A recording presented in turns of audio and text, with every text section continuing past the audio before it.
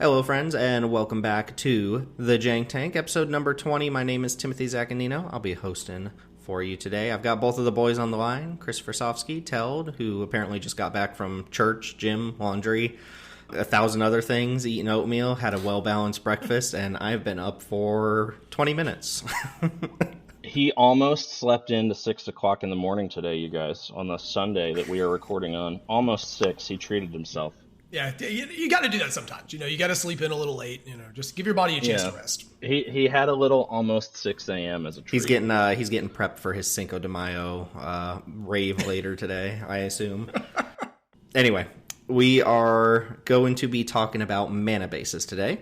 Some pretty evergreen stuff here. Some stuff that people obviously already know, but for the purposes of Cube, talking about Manabases and when to splash and how to build your mana base and how many lands to play and when to draft your lands. Stuff like that is things that some people probably need to hear. I do want to spend just a moment at the top of this episode to speak directly to whatever FBI agent or WotC employee or whoever you are who's out there listening to us. I want to speak directly to you for a moment because, first off, the whole blue thing was kind of egregious where Chris was like, man, it would be super cool if we got like a big flash flying creature with protection, and then they're like, oh, Stoic Sphinx, we had that in the design file all along.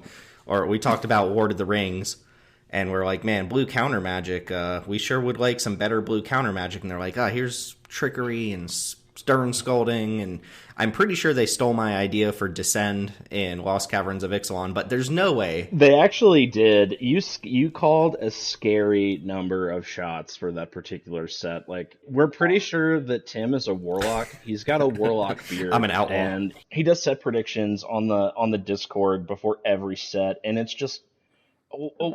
What's the FBI agent? Like, Tim applied for a number of jobs at WotC. Like, just hire this man. I mean, I will miss him, but... Hear me out. Hey, Tim. Mm-hmm. What state do you live in? What state did you move to? The one... Oh, God, he's the FBI agent. Shit. It's been me all along.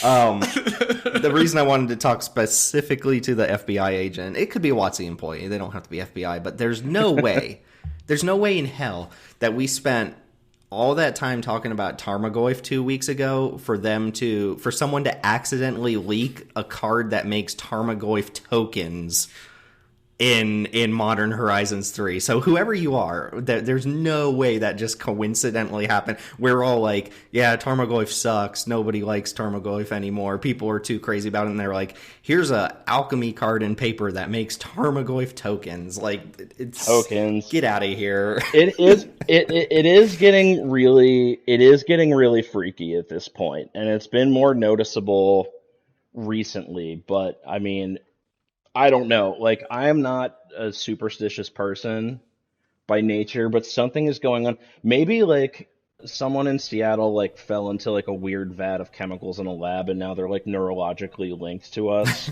and they just don't even realize They have to it, be, man. which would piss me off tremendously, because you have my job, buddy. That's my job. Another one, by the way, the WotC employee, Gavin Verhey, he posted last year sometime, he's like, what mechanic from Magic's history would you like to see make a return? And he posted it on Twitter, and I very jokingly responded with Gravestorm, which is a one-off mechanic from like Time Spiral or something that appears on one card. And then literally like 2 months later, they printed a card with Gravestorm in one of the Commander products. And I'm like, there's no way. Like, Gravestorm, are you serious? Like, no, he saw that. He saw that. You should have gotten a phone call. Here's my prediction, by the way. I'm going to throw this one out there. This is like a 2026 prediction, but they've confirmed we're going back to Strixhaven in like I think it's 2026. It's a little ways away. But that is a while, actually. Okay. Prediction / missed opportunity if they don't do it. You know those class enchantments from D&D? I think they could do class enchantments again, but flavored as like school classes instead of D&D classes. And I think it'd be a very missed opportunity if they didn't do that. So that's my 2 years ahead of time Strixhaven prediction for 2026. So we'll play back the clip in 2 years. Yeah. Okay, let's go ahead and move on from there. Oh, I guess we should talk about our Discord instead of just talking about these ephemeral beings who listen to us. The Jank Diver Gaming Discord, great place to just come hang out, talk about Magic, actually play Cube, argue about mana bases if you disagree with anything that specifically Chris or Teld are going to say on this episode, because everything I'm going to say is probably rock solid. Really, just pick anything you want to talk about and come argue with us. I love to argue. Yeah, I mean... A great place to have opinions. Great place to have opinions. Come talk about limited Magic. There's a lot of that going on. Thunder Junction, maybe people are going to get into that winding down phase on it, but as soon as Modern Horizons 3 spoilers hit, there's going to be a lot of discussion about that, and once the limited set comes out, people are going to be all over it. So yeah, I think I have the hot take that the OTJ is like the best set in 2 years. I love this set I'm gonna talk about that for the sign-off. I'm going to talk about OTJ for the sign-off, but... yeah, come take your opportunity to sell Teld on really weird takes. Just say it enough and Teld will start repeating it. Speaking of which, we're going to start something on this podcast as a staple of podcasts moving forward, or at least we'll get some feedback on it. You can let us know if you're listening whether you like this sort of thing or not. But me and Chris used to do this back with the Deep Dive podcast. I think we did Crack-a-Packs, and then we realized like Crack-a-Packs for Cube get a little bit repetitive, but well, for ours, and the other thing is like a Crack-a-Pack is a little difficult to connect to if you can't like see the pack yourself. Yeah. You know, somebody listing off 15 cards and then having arguing about which ones in the pack are best. Obviously, I love Lucky Paper Radio, but they'll do Crack-a-Packs of other people's cubes, you know, people's like special cube projects and stuff, and it'll be 15 cards I've never heard of, and I'm like, I don't know how to make sense of this discussion at all. Yeah. And we're not going to be posting visuals everywhere anyway. So instead of Crack-a-Packs, we switched over to doing single card discussions from time to time. And I think we want to start that back up here because there's been a lot of contentious cards or a lot of really powerful cards that have come out of the woodworks that we didn't initially think were powerful. And we thought it'd be nice to spend just the top of the episode talking about a particular card that we've been discussing. In fact, when I'm doing editing, we always end up doing this in the middle of the episode anyway. Like we had a whole 8-minute long discussion about Preacher of the Schism in the middle of a set review or something like that, and I was like, okay, well, I have to delete that, so that's just not relevant at all. That's just a testament to Tim's editing skills, because every time we do one of these, I'm just like, I walk away from it and I'm just like, I was sloppy and all over the place, and I'm not sure how we're gonna make this episode sound even reasonably coherent. I'm just like, I'll go ahead and remove that. If it drags on for, sometimes we start talking about it, we'll go down a little rabbit hole and then, we'll never come out of it. But we're going to use the top of the episode to talk about a card in particular that we are excited about talking, and maybe for bad reasons, maybe it's a notorious card, but whatever we feel like discussing for the week, we'll discuss it here. And our first single card discussion is going to go to a little bird advisor here, card affectionately known as a Ledger Shredder. Just as a reminder to the people, that's the 1 in a blue 1/3 bird advisor from Streets of New Capenna. It has flying, and whenever a player casts their second spell each turn, it connives. So you draw a card, discard a card, and if you discarded a non-land, it gets a +1/+1 counter. So I love this creature type so much. But bird advisor, yeah. Yeah. I like the flavor too of somebody who's conniving by ripping up old documents and stuff like that. You know, the first thing I thought when I read the creature type was a guy on acid at 4:00 in the morning when the birds start to chirp, and he becomes convinced that the birds are trying to tell him something. Bird advisor. He's advising the birds. Advised by Birds. Advised by Birds is a good name for an album, actually. Advised by Birds. That probably is. I'll look that up when you guys are talking about. I'm going to throw this discussion to you guys to start off with, but I do want to preface this by saying we've labeled this part of the episode the single card discussion, not the single card argument or the single card fight. So that was a mistake. The reason we picked Ledger Shredder as our first card is we've talked about this card pretty extensively behind the curtain. Chris and I are of the opinion that it's a very good card without being an S-tier blue card. Teld is of the opinion that it's slightly worse than that. Maybe to the point where it's not even good. I'm not sure. I'll let you speak to that. Not quite that far. You have said the words "Ledger Shredder is not a good card." That is a verbatim Teld. Oh yeah, but that's just to infuriate you. And it begins. Well, you succeeded. You succeeded. Okay, we'll talk to me. I mean, whoever wants to pick it up first.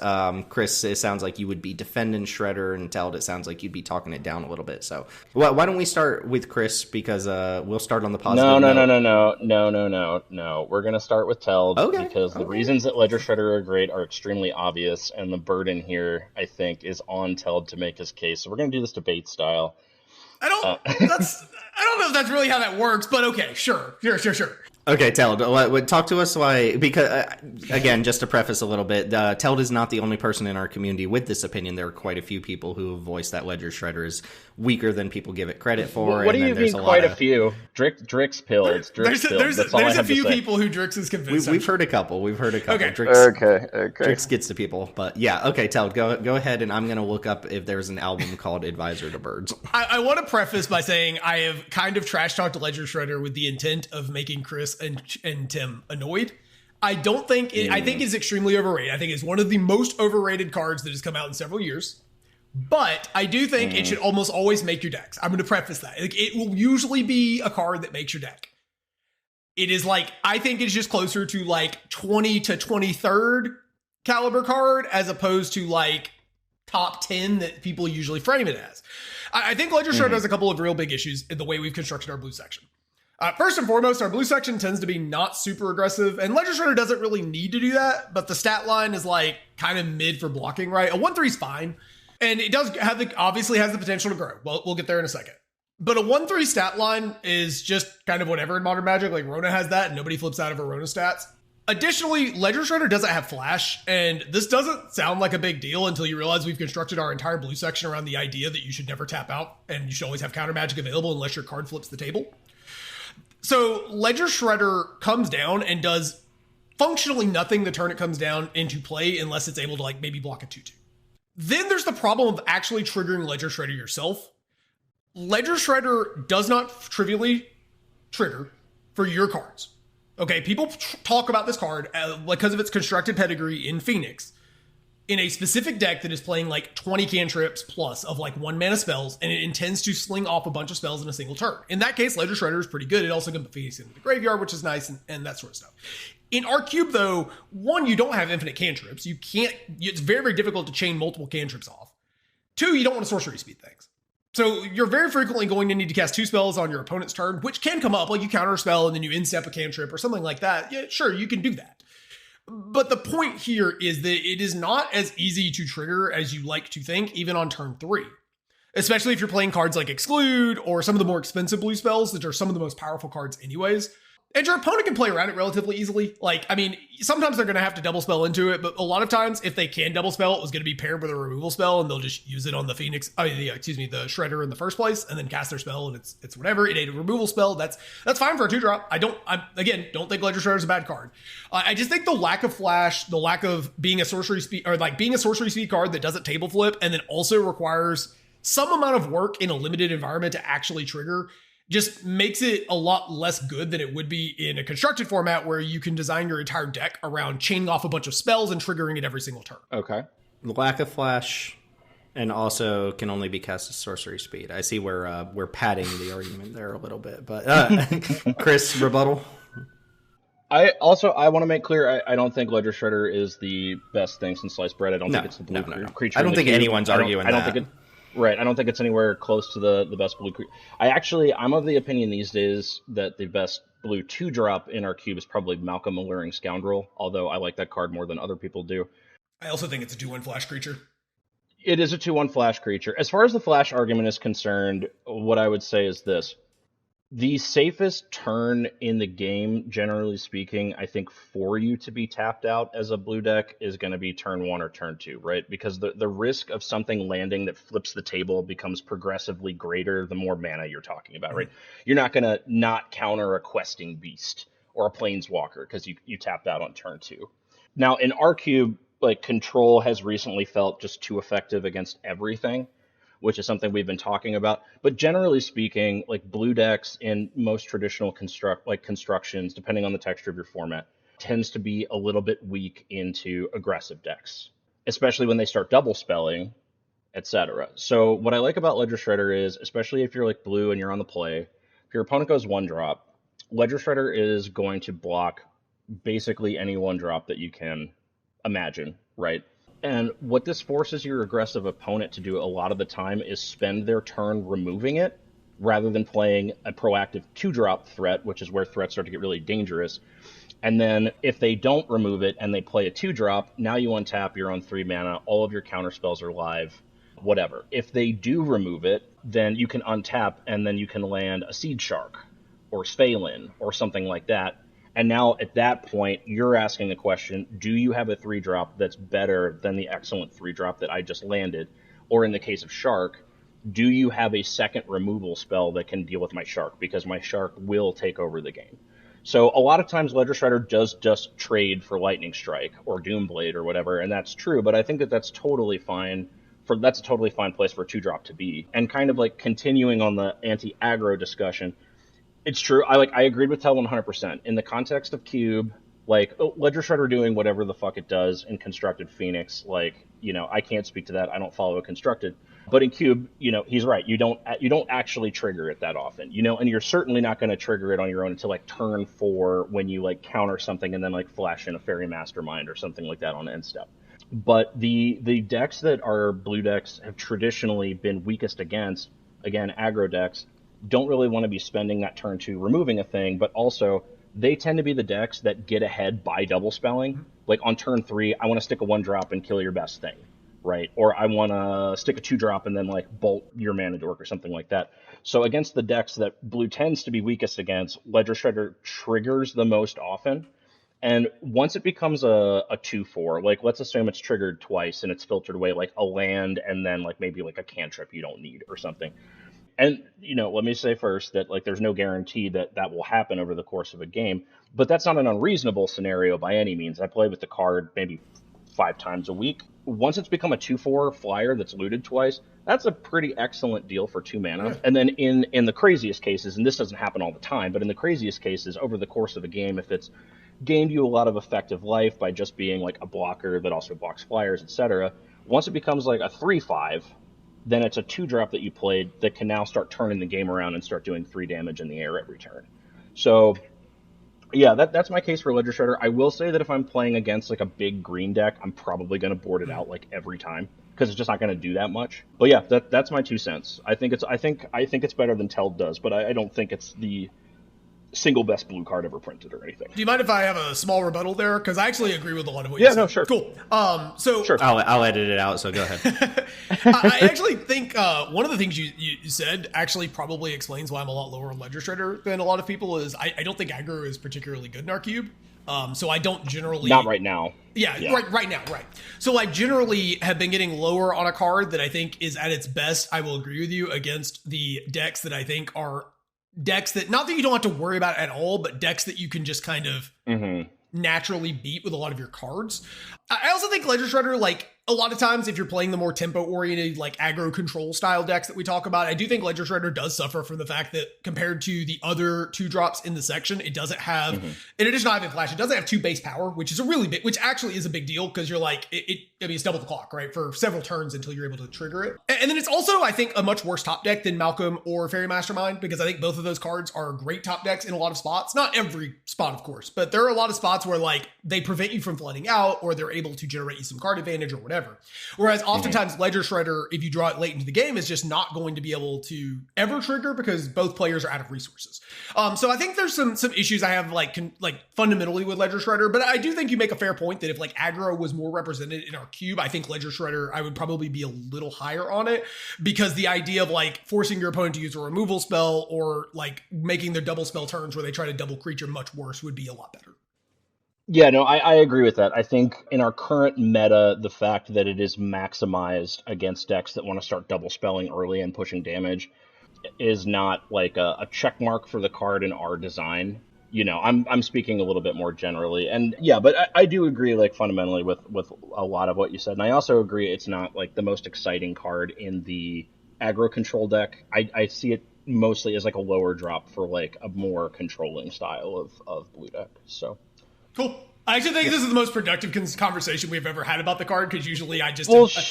Sure, because you're usually trolling me and saying can't shit help like it, Chris. Ledger Shredder never triggers, which just drives me completely insane. I'll throw in my my 2 cents here on this one, but I'm a Ledger Shredder stan. I love the card, mostly in blue-red, because in blue-red your curve is so low most of the time that you actually do just trigger it the turn it comes down. That's like true, every and single isn't time. it great? Yeah.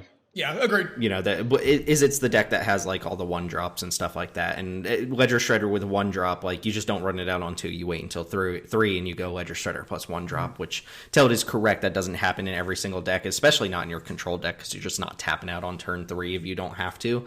I will say Ledger Shredder, it's not quite a rattlesnake, if you're familiar with the terminology, in terms of like it's not really getting your opponent for doing the onboard thing, but one of the arguments people bring up against Ledger Shredder is they'll say things like, oh, I saw Ledger Shredder in play for like 7 turns and it's still a 1-3. And to me, that doesn't necessarily mean it's not doing something, right? So that means one of 2 things. If Ledger Shredder was sitting in play and never grew, either you looted a bunch when people did double spell, and just getting those free loots is nice, or your opponent just never double spelled. And like Teld said, you can play around Ledger Shredder, but playing around it by not double spelling or being less efficient with your turns is still good for the Ledger Shredder player. Right. Obviously, you can do things where it's like, okay, I'll sorcery speed my instant on my turn and then do my other instant on your turn. And it's like that plays around it effectively. But sometimes like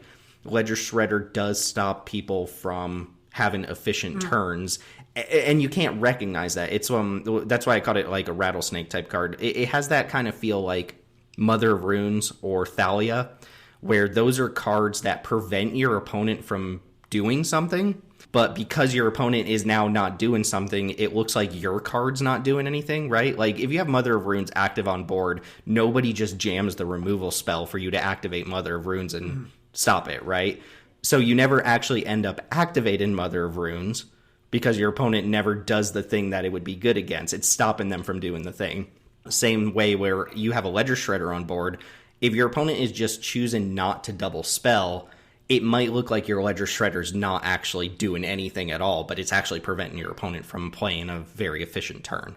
I'm not crazy about the 2 card examples that you just used, because I think like Mother of Runes, like if they never cast a removal spell, you know that they never cast a removal spell because your mother, whatever. And, if your opponent plays their wedding announcement, like off curve, like, that your Thalia did that. But I can't think of a card like offhand, right? But I know exactly what you're saying. Like, I can't think of a card offhand right now, but I've heard card discussions where it's like, I played a card, it never actually like on its face did the thing that it says like on the card, but afterwards you have to ask your opponent, like, how much did this screw with you? Like, did this change your decisions in a meaningful way? And like your opponent would have to tell you, like, yeah, I wanted to go double turn 2-drop on turn 4, but instead I went 2-drop and held up a removal spell that I wanted to use on a better creature than I ended up using it on, but I didn't want to sacrifice the tempo or like whatever. So I think it is one of those cards that it's not immediately obvious the impact that it's having on the game. And I will also say that if your blue deck and your Ledger Shredder has sat on the board unfucked with for 7 turns, you're probably winning. Sure. Yeah, I do think there's some problems I have, like, fundamentally just the speculative sort of nature of, like, did it mess with you? Because, like, a lot of times, yeah, Ledger Shredder, like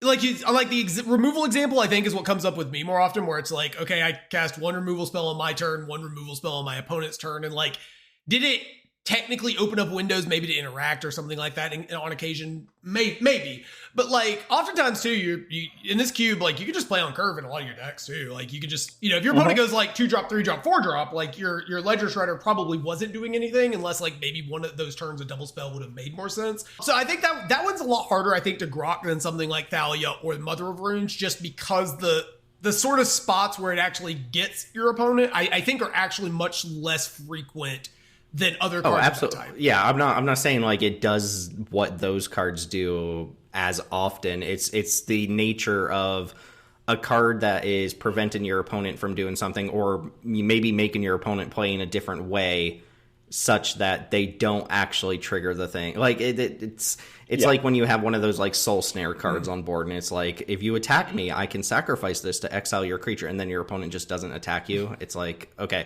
that clearly prevented. It's harder with Ledger Shredder, like you said, because you don't necessarily know if your opponent could have double spelled in the first place. Yeah. You know, like they're holding 3 cards in hand and they don't trigger a Ledger Shredder. It's like, did my Ledger Shredder prevent that, or did they just play how they would have played anyway? You don't know. Tim, do you think it would be fair to say that, like, what you're partially saying is, like, the statement Ledger Shredder didn't do any of this game, that you can't actually know that that's a true statement? Like, just because it... I feel like that's what you're saying. Yeah, like, it's hard just to because verify. you didn't... Yeah, it's hard to, like, you don't know. I think right? if people see a Ledger Shredder sit and play for 5 turns and it's still a 1/3 on turn 7 and their takeaway is that Ledger Shredder didn't do anything, I think that's not necessarily a true statement. Mm-hmm. Like it could have done something. It's hard to quantify exactly what it did, but if any one of those 5 turns your opponent just played an inefficient turn because they didn't want you to loot and possibly get a counter on your 1/3, then it did something.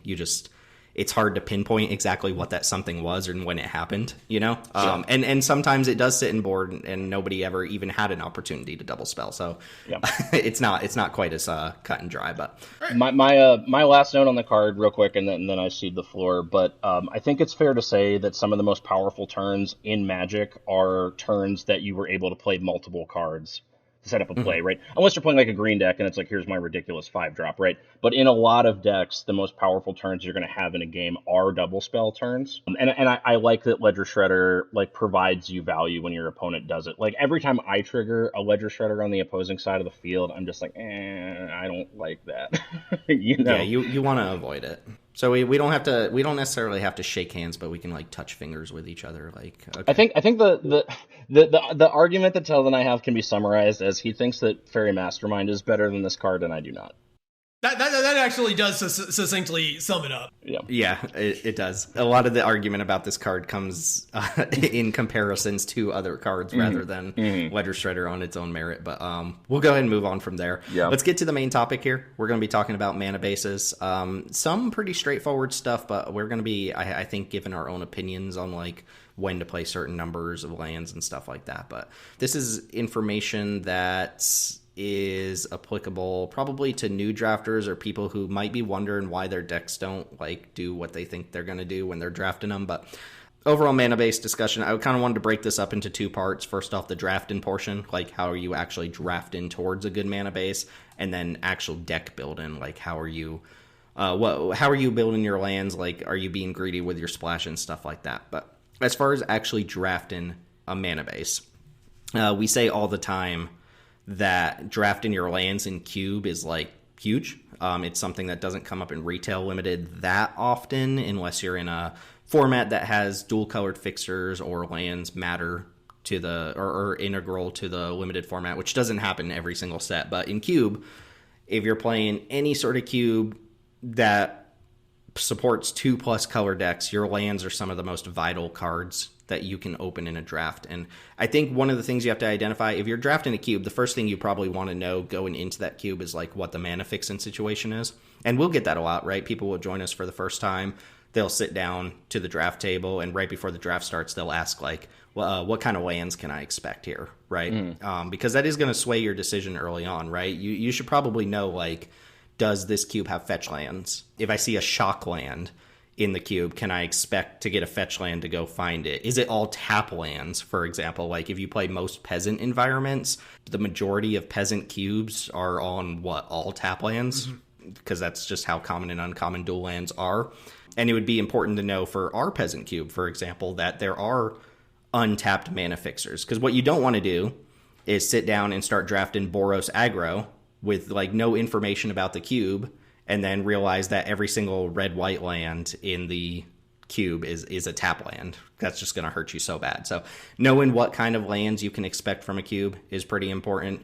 It's also important to know how much mana fixing is in a cube. I think at one point during the mainline Jank Diver cube's existence, like we probably had 3 lands per 2-color pair, and that meant mana fixing was pretty scarce. But now at this point in the cube's lifespan, we have like so much mana fixing that I think a lot of times you can afford to pass a land in your colors and accept that you'll get like a triome or something later, or you might get a fetch land, stuff like that. I don't know where you guys are on taking lands early versus passing now, but it is important to know, joining a new cube for the first time, like the quantity of fixing that's in the cube. Like, is it one of those situations where if I pass a land, I'm never going to get a land, so I should take it when I see it? Or is it one of those situations where there's so much mana fixing that I can afford to pass a land? These are just things that you need to know going into a new cube. And I think pretty much any cube, right? Like, a lot of what we're going to talk about here today doesn't really apply to like vintage cube, but even vintage cube, you kind of need to know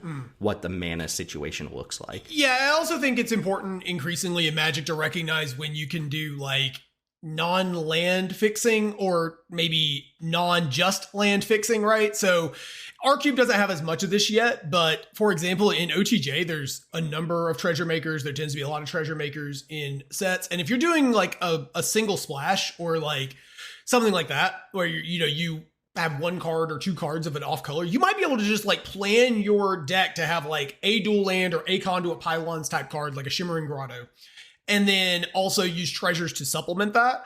So in a lot of formats, increasingly, especially as we have these like novelty cubes they're playing a bunch of unique cards or different strategies, you might be able to get more ways of fixing your mana. Prophetic Prism's one that comes up a lot as well. If those kind of cards are in the environment, might be able to prioritize your mana fixing a little bit differently. Though so I guess like, when you're constructing your mana base, keep that in mind, right? Those sort of things do count towards your fixing, even if lands are what we normally think of as the primary fixing. Mm-hmm. One of the things, too, that you need to identify when you sit down to a draft is the full draft environment going to be opened? We're a big fan of 360 8-person drafts here because we know every single card in the card pool gets opened there. But there are situations where you're 8 players, you're playing a 540 card cube, and what that means is there's a chance that some of your mana fixing just doesn't end up in the draftable portion of the card pool at all, which is very annoying. In fact, I think you guys had a draft a week ago, maybe 2 weeks ago. I think you guys were piggybacking off of each other, and you drafted an Is It deck. And I think it was like a 6-person pod in the 360 or something like that. And it was very clear by the end of the draft that some of the Is It lands just weren't even in the card pool. 2 of them. And you guys saw, like, between the 2 that were opened, they got split between 2 players. So it's really important to know if you're sitting down in a pod and you know that the entire pool is not going to be opened, you should probably take your mana fixing even higher, because there's just a chance that, if you pass your Sulphur Falls or your Scalding Tarn or whatever, the other blue-red lands aren't even going to be a viable draft pick for anybody. So that's just something to identify at the top. And that's very annoying when it happens. It's part of the reason we like drafting in environments where all of the cards get opened rather than, high variance environments. This is part of why in traditional cube environments that WotC tends to curate, there's a pretty big emphasis on just prioritize lands over everything. Very frequently, those cubes are like 540 cubes with 3 cycles of lands in them, which is egregiously low, but maybe they'll have 4, whatever. They'll have fewer cycles of lands than something like our cube, where there's a very high density of fixing. And in our cube, lands still tend to be a pretty high priority pick, but in the cubes where you're playing a very large cube and a small, you might only see 1 dual land of your color. And so you just have to take it if you see it. This actually made something occur to me, just kind of maybe a tip if you're curating a 540 card cube, because the possibility, just RNG, whatever, that land, like a disproportionately large number of the lands that you include in your cube might not get open. I think rather than taking like whatever you would put into a 360 and then increasing that like directly proportionately by the size increase, I would actually maybe go like a land cycle or 2 higher, if that makes any sense, to cut down on that variance of fewer lands as a percentage because they didn't get opened coming up. Does that make any sense? Yeah, plus you've mentioned in the past before, when you go up to 540, you're usually seeing a quality drop-off in like the best cards versus the worst cards, and just replacing the worst cards with more lands isn't necessarily a bad way to go about it. It does mean you're going to open packs that are like 7 lands in them sometimes, but honestly, there are people out there who don't mind seeing packs like that. So Teld touched on something I want to get a pulse on from you two, and that is the idea of when to take lands during a cube draft. The conventional wisdom, I think, is that you should be taking your lands very, very highly They're much higher picks in Cube than they would be in a retail limited format that just had like gain lands or something like that, or I guess we get crime lands now, whatever. But the conventional wisdom is take your draft your lands very, very highly. Part of the reason being your spells are just very powerful, so you want to make sure you can cast your spells, but also because taking a bunch of lands and playing them means that you just get to play more of the cards that you drafted in your card pool. Where are you guys at on that today? Especially, let's use our own cube, the mainline Jank Diver Gaming cube, as an example. And the part of the reason I want to ask and maybe push back on this just a tiny little bit is Teld mentioned recently that he doesn't necessarily feel like you have to draft them as highly this day because of the quantity of fixing that's available between the 10-card Triome cycle, the 5 fetches, 4 cycles of duels, plus things like Prismatic Vistas, Fable Passage, so on and so forth. So are you guys still on, like, take your lands within the first, like, handful of picks, or do you think that that's laxed a little bit? Yeah, so if you don't mind, Chris, I'm gonna take this first, because I just want to clarify that was... I'm not even sure if I agree with that statement. That was me thinking out loud as just like something that might be true. I mean, it is something that's kind of crossed my mind. Basically, it's like I'm not. This is not one of those like confident Teld assertions, right? Where I'm just like going to tell you that something is just true and you should believe me. I just think that I'm less interested in giving up power than I used to be. I think a lot of times in the past, before we added some of these extra fixing sources, I would have probably, especially if we were like pick 3 or so, I would start taking lands just kind of speculatively to see if they panned out, because there was a lot you could do with lands and they were kind of high priority. I think there's so many really powerful cards in the cube at this point that I want to get those power outliers first. I want to get those really powerful cards that pull me into a strategy, and then I want to take my land. So I think in that case, it's like I would probably prioritize dual lands, especially ones that don't have a basic land type lower. But I'm not sure I would say that for something like Prismatic Vista or a fetch land, right? That have some additional upside or are going to fix across like 3 to 5 colors. If they can fix because like a Vista's, if you're not giving up too much power, a Vista is just always going to make your deck, right? No matter what deck you play. Chris, where are you taking lands these days? Do you take them highly? Do you wait until you see what your colors are before you start snatching lands? Like, what's your approach to taking lands these days? I don't think that there's a right answer. In my opinion, I think it's maybe a good idea to start aggressively taking like the best lands that you see early if you're really familiar with the cube, right? If you're really familiar with the cube, then you have a better idea of what you're potentially unlocking by doing that, if that makes any sense. I tend to not take lands for the first 5 picks of the draft because I want to get the most powerful cards. Maybe I might gimp myself a little bit by doing this. It's possible that this isn't optimal, but if there's like a consistent like 5 packs where there's a good card in a color every time, I want to cut that. You know, like I'm not taking a pick for dual land over a mana dork. I'm not taking a pick for land over like a wandering emperor. Because, like, I know that if I pass that Wandering Emperor, not only if I end up in a white deck, am I not giving up, like, probably the best card in my deck, but if I pass that pack to the person next to me and it has a Wandering Emperor in it, like, there's a very good chance they're going to see that and go, oh shit, white's open. And if I've picked 3 white cards already, that's not good for me. On the flip side, towards the tail end of a pack, and this happens in some drafts, right? If it's blindingly obvious that your color pair is just open and you're going to get playables, then I will take lands maybe even more aggressively than I need to. Sometimes I will give up powerful cards for lands if I know, like, I'm just going to see, like, 35 cards in my colors this draft. The other note I will make is, you know, I'm agreeing with Teld to an extent. I think he kind of crystallized it well when he said he doesn't like giving up power for fixing much anymore. That's partially a function of the fact that, like, our cube is pretty loaded with fixing, so it's not as punishing. Like, back when we were running 3 cycles of land in a 360, which in retrospect, I'm like, why did we do that? Actually, I know exactly why I did that, but I'm not going to talk shit. If you saw your godless shrine, you should take it in that scenario over basically anything else, because you're not seeing another godless shrine quality land. And I think this right here is going to lead to an interesting discussion later about, like, what the impact having a lot of fixing in your cube has on the way people draft and whether or not that's healthy, because some people don't think that it is. But I think, especially if you know a cube, and even if you don't, if you just are familiar with cards that are like really traditionally powerful in Magic, I think there should be a power level cutoff on cards where you're like, okay, like I will take a Chandra Torch of Defiance over a land unless it's like pack 3 and I don't have a single dual land, right? There should be a point in the draft where you're like, shit, I have to take that Blood Crypt. Like, I just have to. It doesn't matter what else is in the pack, unless it's very late in the draft and you have to prioritize fixing over like literally anything, or your deck is not going to function very well and you're just going to drop games because you couldn't cast your spells. You know, I would take a Time Warp over a duel if I wasn't super worried about not getting there. I would take a Stoic Sphinx, which we need to cut today before the draft this evening. I would take a Wandering Emperor or a Chandra or a Yawgmoth or a whatever, right? Like a card that could conceivably just come down and win the game on the spot. I'm not going to pass that over a land unless I'm in a dangerous spot of just literally not getting fixing. Yeah, I think that's kind of what I was getting at, is those like top tier, you know, the S, A plus tier cards are just so powerful that they'll win the game on their own.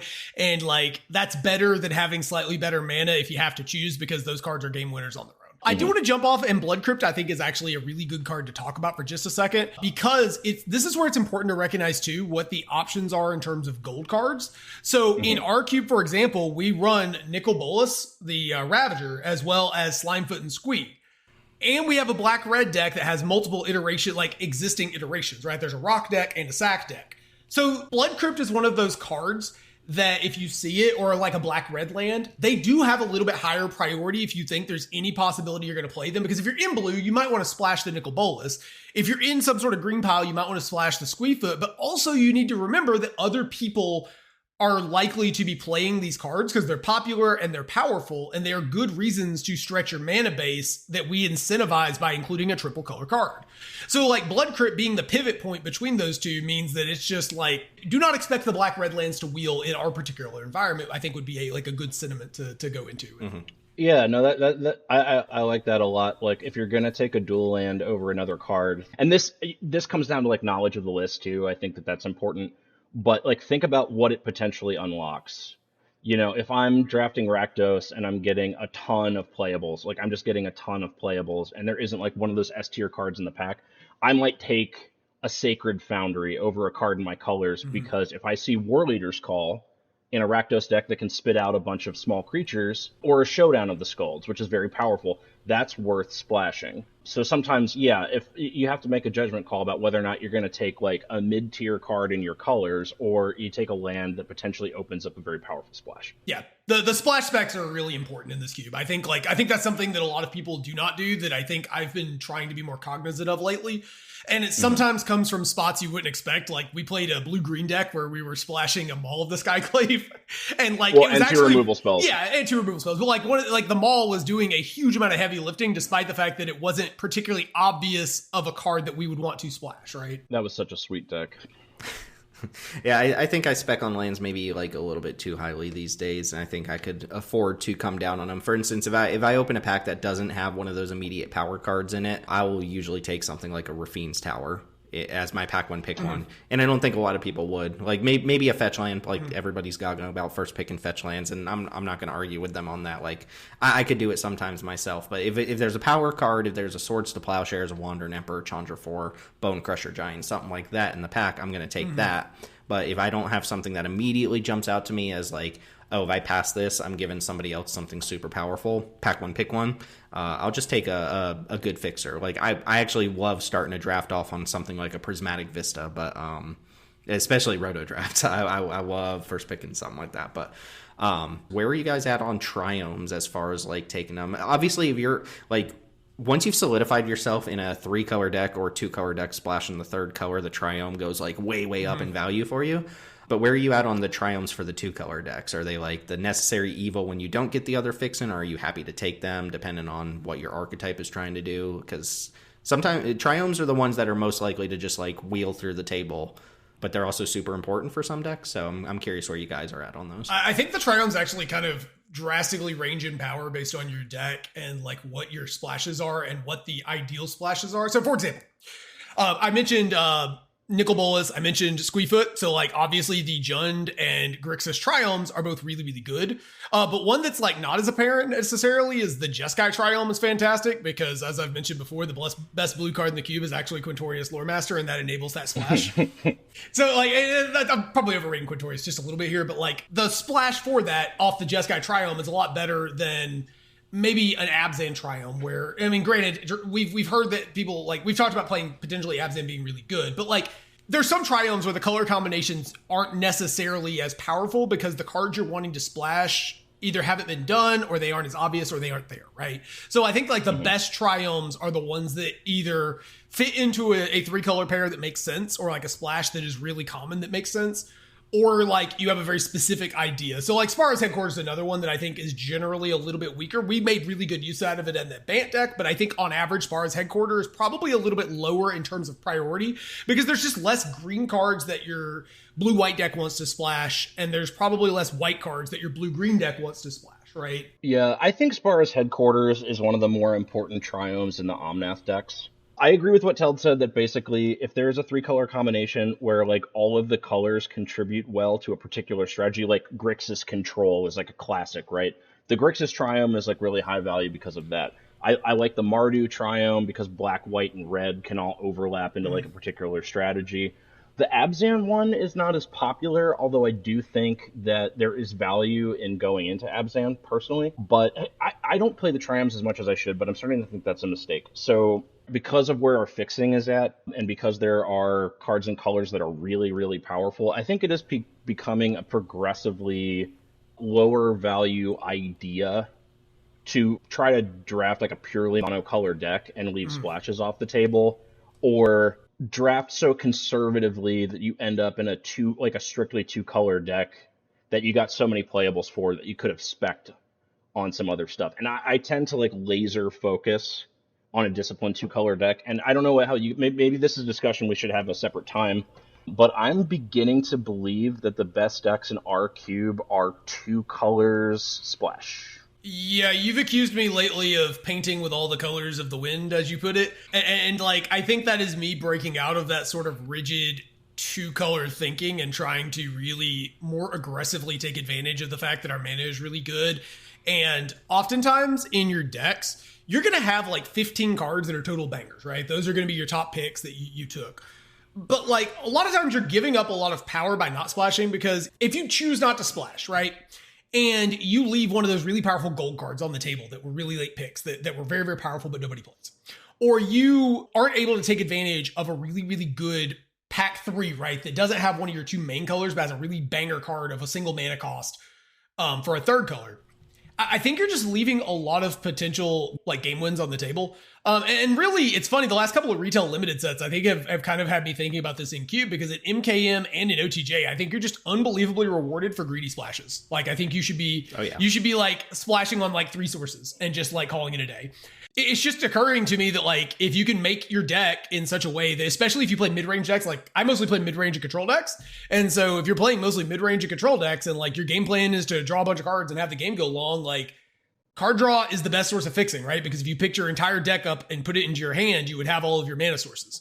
So if your plan is to like draw half your deck in a game or 3/4 of your deck in a game, take the splash. Like, just splash for those really, really powerful cards that are going to win you the game. Now, aggro decks, it's a little more speculative, but I think a lot of like otherwise monocolor decks, for example, the Janks to aggro deck that was like, it was an Izzet deck, but it was like a mono red deck that was splashing like 5 cards, right? And it was just splashing for some really, really, really powerful cards out of the main and sideboard in an otherwise linear aggressive deck. And so he didn't have to lower his card quality by playing a monocolor deck. He was able to play cards like Treasure Cruise and Flames of Menor that are these really, really powerful back-breaking cards that otherwise he wouldn't have had access to. Well, we were gonna. I was gonna talk about splashing a little more later in the episode, but I actually would like to just jump to that while we're talking about it, and we'll get back to the land counts here in a moment. But the question is like, what does responsible splashing look like? Because there are people who love splash, like they will play every color they can. Some people come to Cube specifically to do like a multicolor pile stuff. That's what Cube is to them. But you have to be responsible with your splashing, right? The cards you're splashing have to do something or fill in a gap that your deck otherwise doesn't do, or just be so powerful that they're better than every other card. And I think often I see people splashing for something that complements their deck, but doesn't like raise the bar for what their deck is. And my question to them would be like, why take the slight hit to your mana base to play a card that's on the same power level as everything else that's already in your deck, unless you're really just scrapping for playables, which doesn't really happen in Cube that often. So just to talk about splashing, like what cards make for good splashes, like how do you do it responsibly? One example that I gave of like splashing that doesn't make a lot of sense for me is when you're playing like straight red white aggro. And it's kind of funny because the example that Chris just posted in our chat here is doing the exact opposite of the example that I put on the sheet here. But the question I was going to ask is like, oh, I'm straight red white aggro. I have a very streamlined strategy. Does it make sense for me to splash Prosper Tomebound, even if I have the mana fix, and even if it's like almost free? It's never actually free. Like there's always a cost to it. But if it's virtually free for me to splash a red-black card, does it make a lot of sense for me to put Prosper in my red-white aggro deck? And my answer would be no, though Chris has provided I believe a 3-0 deck list from one of our users. Did you say Banjo? This was a Banjo deck? No, this is sorry, just to give credit where credit is due. Oh, no, this is a Banjo deck. Never mind. I thought it was a Drix deck, but this is a Banjo deck. It looks like a Banjo deck. It looks like a Banjo deck.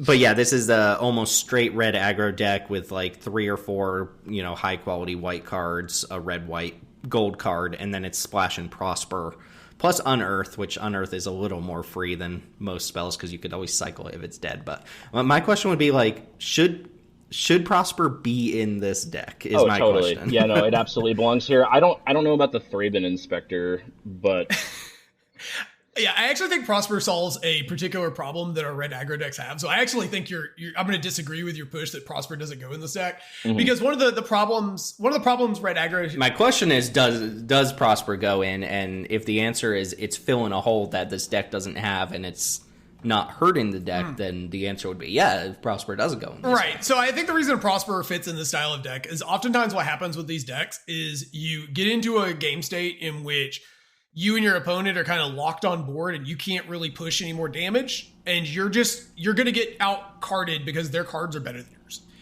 But Prosper historically mid-range card, but if your aggro deck is still drawing 2 cards per turn, and some number of those are Embercleave and like War Leader's Call and Breaches, drawing 2 cards per turn means that you're more likely to hit those cards. So I actually think Prosper like solves the running out of gas problem pretty well. And it also keeps your opponent from like actually killing you while you're doing that, right? So the other problem is your red aggro deck, your creatures tend to be bad at blocking. And so if you get in those board stalls, your opponent can just like hit you with a 5/5 while they play like another 3/3 on their turn, and you just still can't attack into them, right? So I think this sort of solves like a double problem of like Prosper buying you the time in those extended game states without like costing you too much, because you've still got Embercleave and War Leader's Call, and like some games you're just gonna like run your opponent over before it matters. But in the games where it matters, you do have Prosper as a way out of the red deck problem. Yeah, I mean this is a very aggressive deck that is playing 6 basic lands. Yeah. And this one's really interesting too, because Prosper does fill a gap in the deck's strategy, though. To cite another Banjo Thulu deck, that he also had a very heavy red deck feature in white that also splashed Tarmogoyf, and I would argue Tarmogoyf did not belong in that deck because it's not. Even if it's like a slightly oversized creature, like even if it's virtually free to cast, you don't have to put a forest in your deck. Like it's not really supplementing the strategy. It's not complete in the strategy. It's just a card that does what all the other cards in your deck are already doing. So why take the hit to the mana base to make that happen? Or why take damage from your mana base to make that happen? It's not quite like Prosper filling in a gap. It's just more of the same, but you're going into a third color to do I would argue you're like putting a not particularly good card in your deck too. This like violates the is your card better than all the other cards, and like I would argue that's a pretty yeah. Sorry, Tarmogoyf stands like it is current year. Tarmogoyf's old news. I'm not going to take a position on the Tarmogoyf issue, but regardless, like I wouldn't stretch my mana base to like splash a single 2-drop. No, especially when you go lower down on the curve. So just some stuff I wanted to mention there about splashing. I think people are simultaneously too willing to splash for the wrong cards, but also not willing enough to splash for cards that actually, I think, bolster their decks. And it's not like always cut and dry or straightforward which cards would make your deck better if you splash them, but it does all come back to did you take your lands highly? Because splashing on a bad mana base is just a terrible idea. Like, you just shouldn't do it if you don't have the lands to support it. And you'll see here, like, maybe I can post a link to this image or something, but the Prosper Splash is, like, virtually free. Mm-hmm. It's never actually free, but it's virtually free in this deck. Whereas I doubt the Tarmogoyf. I would bet the Tarmogoyf doesn't always come down on turn 2 in that red-white little G deck that we saw. Yeah, of the 6 black sources in this deck, only one of them does not also make red mana. Yeah. So it's, like, if this deck had to play, like, 2 swamps to make it work, it would be so much worse. But the fact that it's just a bunch of red-black fix-in, fetch land, stuff like that makes it so much better. I want to talk about land count. And the conventional wisdom, everybody who plays Retail Limited kind of knows that 17 is the number that people have landed on for all of Retail Limited time. Though I do believe that there are mathematicians out there much smarter than me who've kind of worked it all out, and I've always trusted them, and it's always worked for me. But 17, the way they land on that number is it's actually 40% of your deck should be lands, according to people much smarter than myself. But you'll note that 40% of a 40-card deck is 16, not 17. But Retail Limited mana bases are usually so bad that you play the 17th land just to have an additional source of a color in your deck. And even with 17 lands, everybody knows Retail Limited mana bases are bad. Like, they're just bad. They're usually like 9-8 or 8-8 with a dual land or something like that. Or even you're a set that has dual lands, like, maybe you can make it a little bit better. But your Retail Limited mana base is usually not very good. I am a 17 land believer. And I am of the opinion that people go to 16 lands too often. But I did want to talk to you guys about when it's right to go to 16 lands, when, if ever, it's right to go to 18 lands, and then if they're the extremes, like a 19-plus land deck or 15-land deck. My opinion is I personally like to just stick to 17 unless I know I'm a deck that should be 16. But I believe people go to 16 too often, and I'll wrap this all up with the overall, like, notion that the difference between a 16 and 17 land deck is, like, way smaller than people give it credit for in the first place. Like, it's really not that big of a difference to replace one land with one spell in your deck.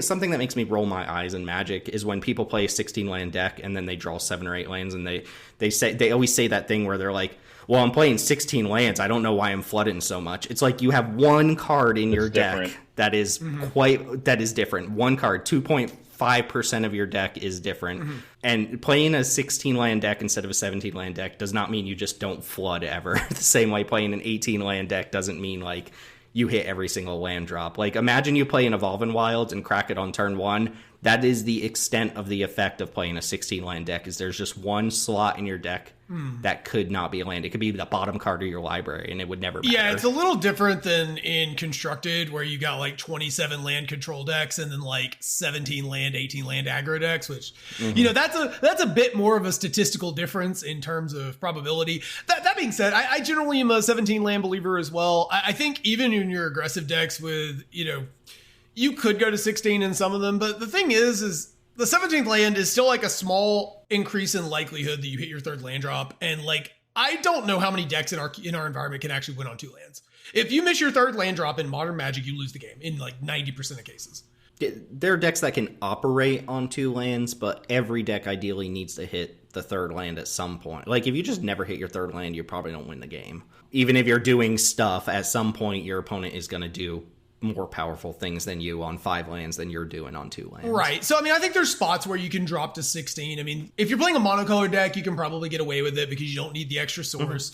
But we've already explained why that's probably a losing proposition to begin with. I will, if I play a lot of cantrips, especially if I'm not like a Sublime Epiphany big mana blue deck, if I'm just like, if my curve's a little bit lower and I've got, you know, a Consider and an Opt and like a Hard Evidence or something, I might cut a land because, you know, there's like a rule in Constructed that every 2 cantrips you play, you could like shave a land. And I think like there's some element of like, if I'm playing 2 or 3 cantrips, I don't mind playing 16 lands in my deck. Though there's the flip side in Limited of like, you could just hit your land drops and then hold your cantrips, which is how I like to play cantrips anyways. So like, even then, like I've been playing more lands with my cantrips because I'll just cantrip away a land later into the game after I've hit my 4th or 5th land drop. So, you know, I think there's spots where you should play less lands or could play less lands. I think it's almost always a winning bet to just make sure you hit your third land drop as much as you can. Like, you just don't want to miss that. Well, what would persuade you to go down to, like, what are you looking for to go down to 16 lands? Because I think what a lot of Magic players do is they're looking for the excuse to play 16 instead of 17 because it makes them feel better about not flooding in the late game. And I get that mentality. And I think we can all agree there are lands where it's absolutely correct to play 16 instead of 17, like you curve out at 3 or whatever. But like we all play 16 lands on occasion. Like what needs to go right in your deck for you to make the judgment call to play 16 lands instead of 17? Just a really low curve. See, the thing is about the low curve though is there are some low curve decks that literally curve out at 3 but have so many mana sinks and card advantage that I still think they should just play 17. Yeah, I mean, yeah. My personal opinion, and this I think it's Ethan Sachs from Lords of Limited who also echoes this. So I'm glad there's like a big person out there who's saying this. But my opinion has always been that like as a Magic player, you should be looking for the excuses to play more lands in your deck, not the excuses to play less lands in your deck, unless you just don't have card advantage in your deck or something like that. But the more ways you have to use mana as a game goes on, the less likely you should be cutting lands at all. And I've seen people do this in the Izzet decks, especially these blue-red decks that curve out at 3, but they're playing so many cantrips, they're playing Faithless Looten. And one way to look at that is, I have so many ways to find lands that I can just cut a land from my deck. But in my mind, it's I have so many ways to use mana that I should just make sure I hit a land every single turn of the game and then use all my cantrips and stuff to dig for the action rather than using my cantrips to dig for the lands to play the action that I have. Also, there's a psychological feeling, right? Like when you play Faithless Looting because you got a couple of lands in hand, you get kind of excited because you're like, okay, you know, we're about to like cycle these lands out, find some more gas. There's a desperation you start feeling when those cantrips are looking for lands. Like, you know, you need to hit that. So it's just better to have them in hand and you can like cycle those cantrips and Faithless Lootings for real cards later into the game. There's so many mana sinks in Modern Magic. I think like the other thing is you were asking is like, I do think this is why I don't remember if we've included them all at this point. We should just be playing all of the LTR land cyclers because I think they give you a legitimate excuse to play 16 lands because they're a tap land in disguise. We're sneaking up on that. Even if it's bad, the white was still good. Like white has a go wide plan. You slam your eagle on 6, you get like a 3/3 flyer. Chris, they're all so good. That is an example of something that can affect your land count, right? Like 16 lands plus Lorien Revealed is functionally the same as 17 lands. Mana Dorks, I think, like, if you guys are playing a green deck with, like, 4 1-mana Mana Dorks, you're probably just playing 16 lands, right? Yeah, pretty much. Especially because green tends to be close to mono green, especially if you're not splashing, like, a Kogla or something really big. I think green typically plays closer to mono green, and so, like, the additional source isn't needed, and you've got a million Dorks. So. Yeah, some people think the cantrips are an excuse to play less lands. I think it's an excuse to play more lands, but you could go back and forth on that. Question, do you guys ever play 18 lands? I never do. I do it like once in a blue moon, but the only thing that really sways me to play 18 lands is if my 23rd playable is just like such a blah card that I would rather just have another land in my... Like if I'm playing a Curian Beast Caller in my like... green dedicated ramp deck or something, I would think I would rather just play the 18th land if I had literally nothing else to slot in. Like my draft had to, I think, go poorly for me to be in that position where I'm playing like a 23rd playable in our cube. But I don't really ever make the jump to 18, even in these decks that are trying to cast like Ugin or whatever. I stick to 17, I think, pretty much every Rarely, time. I mean, I could conceive of like blue control decks with a lot of really good card draw, especially if we were still playing a card like Memory Deluge where you're really incentivized to get to 7 mana consistently. I think if you had that going on, you know, you could make the argument, but I think generally speaking, like I'd rather play like 17 lands in a cantrip or 17 lands plus, you know, whatever more card draw, a Charter Course or something. Yeah, and 15 lands, like, don't get me started on 15 lands. I see people do that a lot, and it's like, sometimes it's probably correct to go to 15 lands, but I never make that jump. I never make the jump from 16 to 15. I've seen it once, and Theo drafted like a deck with like 12 1-drops. I do occasionally, but the only time I'll go down to 15 is if, like, my curve is absurdly low, and I'm monocolored. I will never go down to 15 lands if I'm not a monocolor, hyper aggressive 1-drop deck.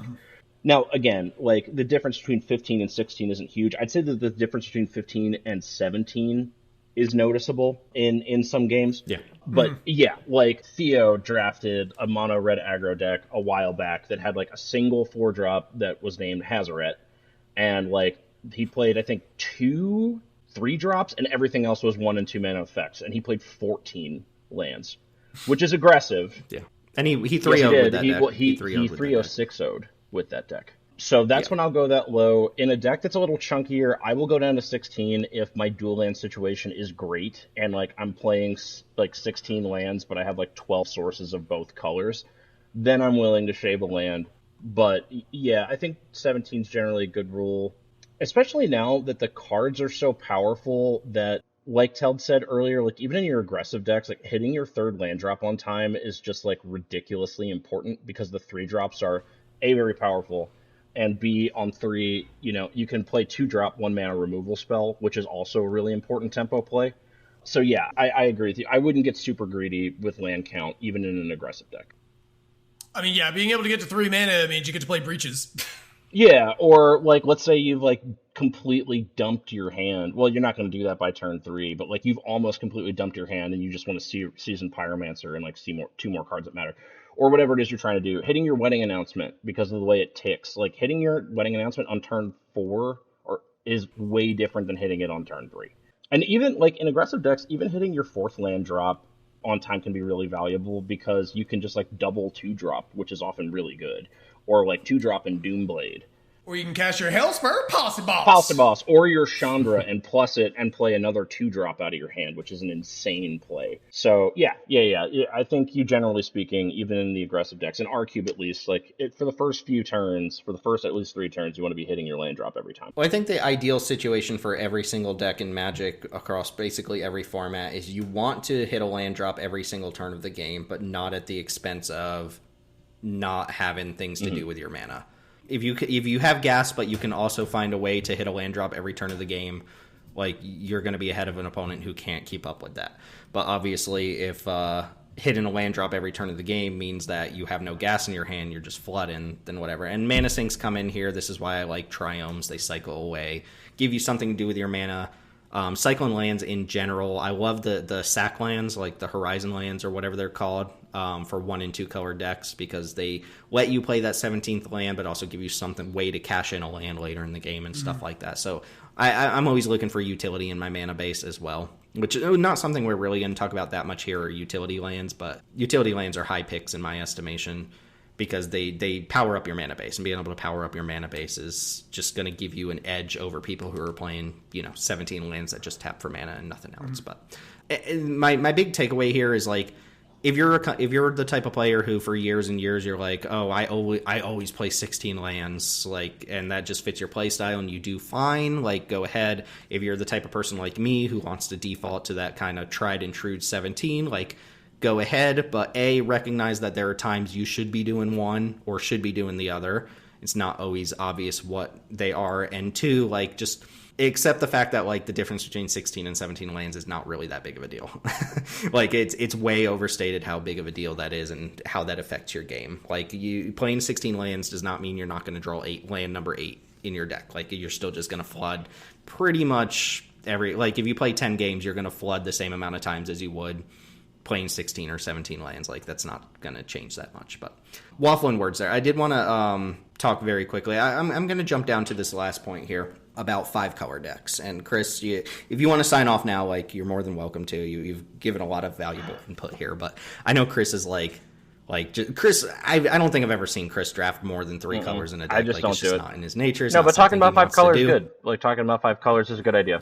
We got to talk about it, and part of the reason we got to talk about it is because 5-color decks are not necessarily the ideal thing to be doing in a cube, especially like ours. It's somewhat easy to do it when you have a bunch of fixin', but in order to be a 5-color deck, you have to ask yourself a couple questions. And the first question you have to ask is, like, what is my reason for being a 5-color deck? And in R-Cube, the excuse to be a 5-color deck is usually something like, I want to play Omnath or Golos. Like, there's an actual seated reason to play 5 colors. When you play retail limited, especially Thunder Junction's a great example of this. If you can manage a mana base that supports a 5-color deck, you usually get to play a way more powerful deck than what your opponents are doing, because you get to just take all the rares that other people couldn't take, as long as your mana can support it. In Cube, the threshold for a 5-color deck is really not that much higher than a streamlined 2-color deck. In fact, most streamlined 2-color decks, I think, are better than the 5-color decks. Like, maybe the raw power of a 5-color deck is better because you just took cards that are like all haymakers or something like that. But you're taking a hit in your mana consistency, and the power's not that much better. Everything in Cube is good. It's not like retail limited where the rares are significantly better than the commons or whatever. So taking the rares gives you a huge edge over other people. In Cube, like, there are power differentials, but being in a 5-color deck doesn't necessarily mean that you have a more powerful deck than the other people you expect to play against. So you need a reason to be in a 5-color deck. Simply be in 5 colors and saying, I'm going to take all the good stuff, is not really that good of an approach for most cubes. So just like in Thunder Junction, you were talking about the 5-color bomb stack, right? But the other thing about Thunder Junction that I think is hurting people's win rate with this format is it's kind of got QB vibes where a lot of the cards go in very specific strategies. And in Cube, the cards are all really powerful in their correct homes, but this is not like a Excel spreadsheet, take the best card in the color that you get offered. You know, there are decks that don't want exceptionally powerful cards of a color because they don't really fit. Like, for example, Sanguine Evangelist. I'm not particularly excited to put that card into my blue-white control deck, despite the fact that it is objectively one of the best white cards in the cube. And then I think the other thing is, like, 5-color can look different too. In our cube, you don't really see this, but, you know, if you can pull together a bunch of synergies that make each other stronger, I think that's a really powerful place to be. And sometimes playing more colors can let you do some weird stuff. So for example, we played the Desert Cube last week, and I put together this weird Rube Goldberg cycling machine of, like, Roosting Moloch, the cycling buyback card from Ikoria, with Wandering Death, which is like a cycling double Raise Dead from Amonkhet, and the Woe Adventure card that can put a permanent back on top of your library, and then it like draws a card, and then Drake Haven. And I put all these cards together, and it took 5 different colors to do it. But the result was just this incredibly powerful synergy engine that just grinded everybody else into dust, right? And so I think it's like, if you're pulling all these different colors and you're just putting a bunch of really powerful cards in your deck, like, you're going to win some games, sure, but like the whole was not as good as the individual pieces you put in, right? Like, you didn't get a exponentially more powerful result by putting all those colors into your deck, unless you find something like some sort of niche like that, where all those different colors enable unique effects that give you like this super powerful synergy. And then you can go well over the top of everybody. Yeah, and Chris, I'll pass this to you here in just a second, but just to piggyback off that, if you're going to be a 4 or 5 color deck, and I think being 4 colors is even more responsible than being 5 colors, but we can talk about that. But in one of these multicolor piles, you still want a central strategy. You want to lean controlling, or you want to lean mid-rangey or something like that. What you don't want to do is say, oh, I'm going to take Inti and Sublime Epiphany, and I'm going to play 5 colors and just play all the best cards in their colors, because the cards don't complement each other. Like, maybe you're doing individually powerful things, but the synergy decks are still going to get the best of you there. So usually 4 or 5 color decks end up being very controlling, with a lot of late game kind of haymakery type cards, and then early game just interaction and ramp and stuff like that. But you don't want a split of, here's Breaches and here's Torrential Gearhulk, because they're just generically powerful cards on their own. You still want all the cards in your multicolor pile to kind of complement a central strategy. Yeah, I think, at least in our cube, like, the best reason to go multicolor, and I don't even really think of it as like 5 color, I think of it as like the Omnath deck, because I think Golos is kind of aged, and I think like Omnath is like really the reason to be doing that. I think what you're ultimately getting with a lot of the like hardcore multicolor decks is like, you're playing like what a Simic deck should theoretically be able to do, but you're actually making it playable. You know? Yeah, I think that's kind of, so like, it also depends on the way that your gold section is designed, and how flat your power level is. So in a cube where there is like a large collection of cards, because there's going to be power outliers in every cube, but there's like a large collection of cards that are just way better than everything else. Like, let's say that your cube is like 33% A's and like 66% D's. Like, that's not really a thing that you see that often. But in this thought experiment, if you're playing like a monocolor deck, like what that kind of means, again, thought experiment, like not thinking about proportionality, like only a third of your cards are actually going to be like particularly powerful. Mm-hmm. And if you play like a 2-color deck, same thing is kind of true, less true. But if you're going like 3-color or 4-color, you're just giving yourself an opportunity to get the actual good cards in the cube, and that's just going to be like the best strategy if there's fixing to support it. The other way that you can end up, I think, incentivizing multicolor soup, because I think really what we're talking about here is a lot. I think people fear that if they make the fixing too good, like multicolor soup is just going to become the de facto deck. But like that's really up to you, right? If your black section is like very focused on like aggro, sacrifice, and like maybe in higher power cubes like Reanimator, those don't really like play well with a bunch of other colors. I mean, Reanimator, sure, but like our black section, it honestly, like if you're going multicolor and you're incorporating black, it's probably to play a couple Doomblades, right? That's just the way that it's designed. Mm-hmm. The other way that you can incentivize that is if you're one of those cube designers, and I think that this is a lot less common now because it's just not very fun, but if you like look at some of the older cube lists, you know, like the Rakdos section is like Terminate and Kolagon's Command and some other red-black removal spell, right?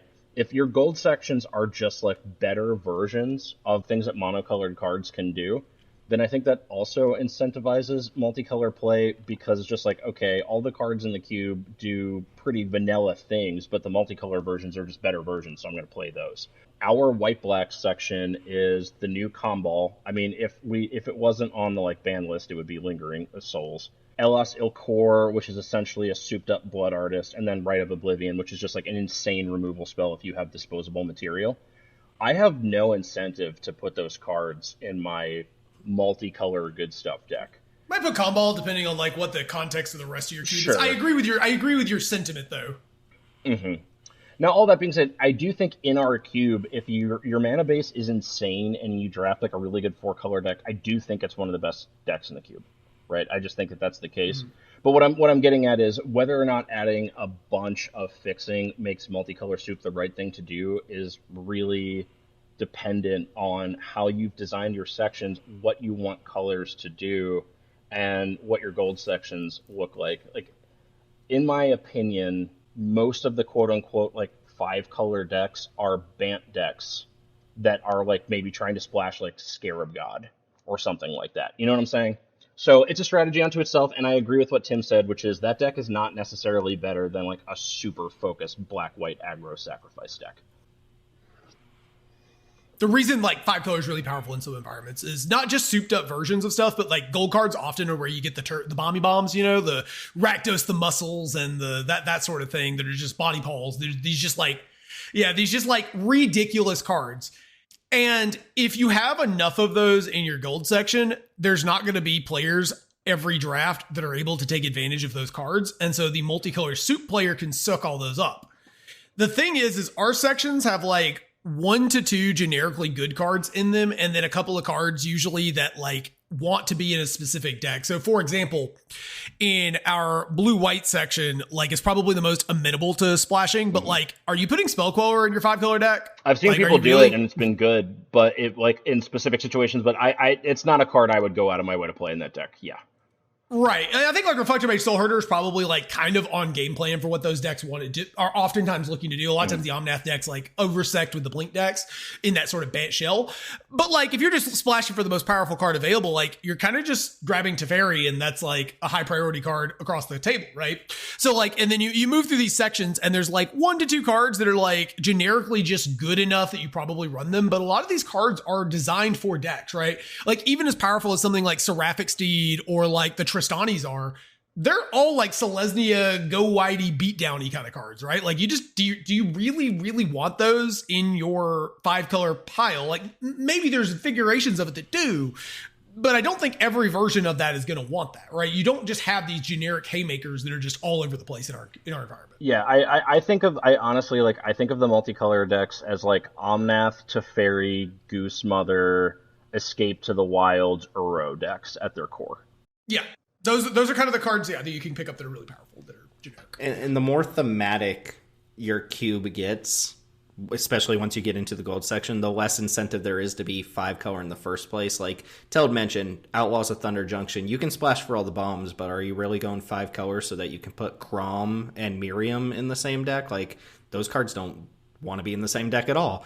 In our Peasant Cube, I've gone out of the way, or we have collectively gone out of our way to make sure there aren't really 5 color incentives in that cube, because we don't want to trick people into thinking that a 5 color deck exists, when doing so would mean combining cards like red-black sacrifice cards with blue-black graveyard cards and green-white go-wide token cards. Like, you're just not getting an edge by going 5 color in the Peasant environment. You're getting like maybe a tiny edge in the mainline cube, but you're still not like coming out on top across like the streamlined 2 color decks. I don't think so.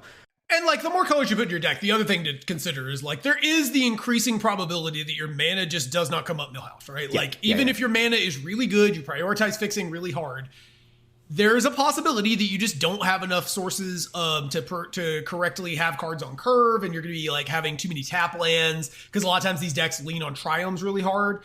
And without a card like Sunfall in the cube that will just catch you up if you're playing a 4 or 5 color pile, it's really, really hard to catch up from that if you get too far behind. You know, and even in Thunder Junction, like I recently, you know, we drafted this, like, it looked like a cube deck. It was just straight up like bombs all over the place.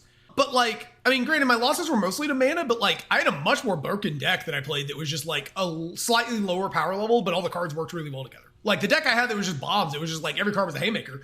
But the deck that was like combining Lila with like multicolor spells and Crom with like plot and just like drawing 15 cards per game and like killing everything my opponent played was just way more powerful. The games were not close at all. Whereas every game with that bomb deck was like, had a lot of close games, right? There were games where I just had to like hope that my cards were dumb enough and big enough to go against my opponents. And so like, there's a huge advantage to having your cards all line up together and like really make something that's more than the sum of their parts, even if the synergies aren't necessarily as explicit as they are in something like the Peasant Cube. For sure. I do want to, just a couple notes on 5 color decks. If you're one of those people, first off, from a cube design perspective, I think we like having just a few pieces of support for a 5 color deck, because we recognize that that's kind of a personality that comes to cube. Like, there are people who just love doing 5 color piles, that like, especially when you're in that mood where you're like, I'm going to turn the brain off, I'm going to do a 5 color deck tonight. Like, we have people like Persian who that's kind of like their MO, right? If we removed Golos and Omnath from our cube, I think some amount of enjoyment for like 1 or 2 people would decrease. So like, we support it without over supporting is basically what I'm saying. But to the people who like come in, draft out, and they want to do a 5 color thing, I think there are a couple kind of rules of thumb to make that easier for you. First off is to make sure the lands that you're drafting to make your deck functional are the right type of lands. You do not want pain lands in your 5 color deck. Like, if you have to play the Horizon lands or actual pain lands to make your 4 or 5 color mana base work, like, you're going to just put yourself at 15 and die to the aggro decks. And I think one of the tricks is to not actually be full on 5 colors, but to be 4 colors, and to really emphasize just 1 or 2 of those colors. So usually you'll see them be like blue-green or green-white, like green base with another color, and then just a couple red cards, a couple white cards. And if you're playing something like Golos, you kind of want the black fix-in for free on your triomes and stuff like that. But you don't actually want to play black cards, because then you have to prioritize things like Blood Crypt and Dragon Skull Summit. Stick to 2 main colors and then splash the rest of the colors. And then if you need the 5th colors, get those colors for free off things like Treasures or Cold Steel Hearts or Triomes and stuff like that. But, you know, the whole I'm going to play Omnath and a bunch of Doomblades thing is just like always very, very weird to me. Like, you just don't want to add the 5th color to your deck. Like, actually add the 5th color of playables to your deck. You want to try and streamline into like a single color pair as much as possible and then splash from there, which then begs the question, like, why are you doing 5 colors in the first place if you could just be, you know, that dedicated to 2 colors? But the rewards for splashing are there sometimes. And don't forget the classic blue-white control splash Omnath and Uru. Yeah.